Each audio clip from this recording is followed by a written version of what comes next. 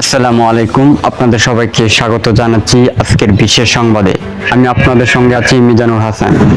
আজকের প্রধান সংবাদ হচ্ছে দেশ জুড়ে বাড়ছে মাদকের ভয়াবহতা। বর্তমানে মাদক আমাদের সমাজের জন্য একটি মারাত্মক অভিশাপ হয়ে দাঁড়িয়েছে, বিশেষ করে তরুণ সমাজের প্রধান শিকার। ইয়াবা, গাঁজা, ফেন্সিডিল সহ বিভিন্ন ধরনের মাদক সহজেই ছড়িয়ে পড়ছে শহর থেকে গ্রাম পর্যন্ত। বিশেষজ্ঞদের মতে মাদক শুধু একজন ব্যক্তির জীবনই ধ্বংস করে না, এটি একটি সমাজ, এমনকি পুরো জাতির ভবিষ্যৎকেও হুমকির মুখে ফেলে। আইনশৃঙ্খলা বাহিনী নিয়মিত অভিযান পরিচালনা করলেও মাদক ব্যবসায়ীরা নতুন নতুন কৌশল ব্যবহার করে তাদের কার্যক্রম চালিয়ে যাচ্ছে। এ বিষয়ে সচেতনতা জরুরি। অভিভাবকদের আরো সতর্ক হতে হবে এবং তরুণদের সঠিক পথে পরিচালিত করতে হবে। মনে রাখতে হবে, মাদককে না বলুন, সুস্থ জীবন গড়ুন।